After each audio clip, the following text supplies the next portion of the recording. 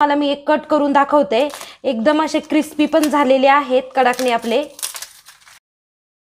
नमस्कार, मी Ashwini yummy channel मध्ये तुमचं खूप खूप स्वागत। आज मी तुम्हाला नवरात्र स्पेशल कडकनी कशी बनवायची त्याची रेसिपी दाखवणार आहे। ही रेसिपी मी माझ्या सासूबाईंकडून शिकले, कारण ते खूप छान कडकनी बनवतात। तर तीच पद्धत मी आज तुम्हाला दाखवणार आहे।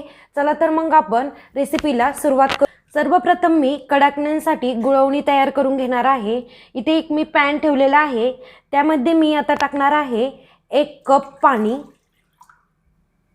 आणि अर्धा कप मी गूळ टाकणार आहे। आपल्याला हे चांगलं उकळून घ्यायचं आहे, गूळ पूर्णपणे विरघळून द्यायचा आहे। इथे आपल्या पाण्याला चांगली उकळी आलेली आहे, गूळ पण विरघळलेला आहे। आता हे आपण 5 मिनिट असंच उकळून देणार आहे। इथे आता आपले 5 मिनिट झालेले आहेत, मी गॅस बंद करून घेतला। आता आपल्याला ही पूर्ण थंड होऊन द्यायचे आणि त्यानंतर आपण मग पीठ मळून घेणार आहे कडकणीसाठी। इथे आता आपलं गुळवणी व्यवस्थित थंड झालेलं आहे। आता आपण कडकणीसाठी जे पीठ लागतं ते मळून घेऊया। इथे मी आता घेतलेलं आहे 1 कप गव्हाचं पीठ, 1/4 कप डाळीचं पीठ, म्हणजे चवीपुरतं मीठ, थोडीशी वेलची पावडर। इथे वेलची पावडर ऐवजी जी सुंठ असते त्याची पावडर घातली तरी चालेल, त्याने पण छान असा फ्लेवर येतो, स्ट्रॉंग फ्लेवर येतो सुंठ पावडरचा। माझ्याकडे नव्हती त्यामुळे मी वेलची पावडर टाकली। आता आपण हे व्यवस्थित मिक्स करून घेऊ। आता यामध्ये मी गुळवणी टाकणार आहे थोडं थोडं। आपल्याला घट्ट कणिक मळून घ्यायची आहे, तर थोडं थोडं गुळवणी टाकून आपण पीठ मळून घेऊया।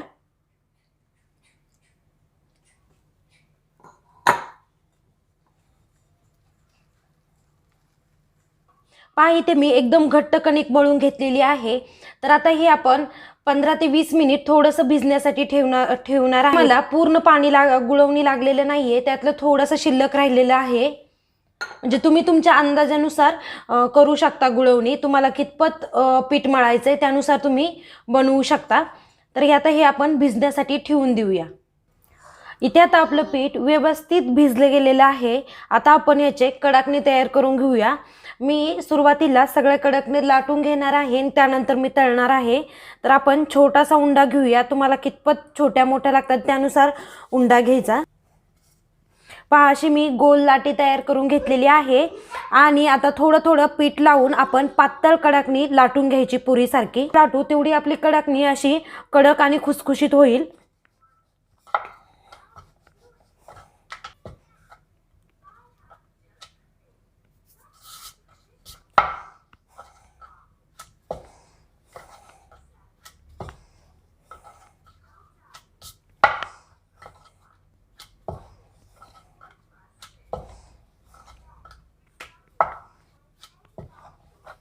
पहा इथे मी कडकणी लाटून घेतलेली आहे। पहा एकदम पातळ मी कडकणी लाटून घेतलेली आहे।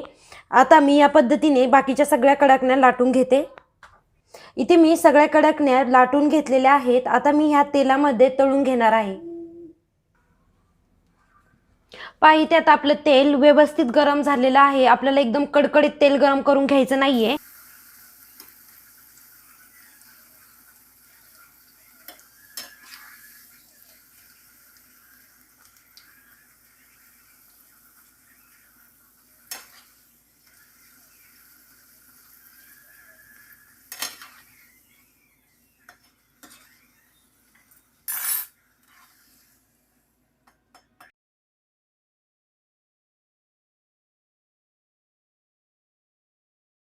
पहा इथे मी सगळे कडकणे तळून घेतलेली आहेत। एकदम मस्त आपले कडकणे झालेले आहेत। यामध्ये गूळ घातल्यामुळे हे कडकणे चवीला पण खूप छान लागतात। आणि तुम्हाला मी एक कट करून दाखवते, एकदम असे क्रिस्पी पण झालेले आहेत कडकणे आपले। पहा एकदम क्रिस्पी आपले कडकणे झालेले आहेत।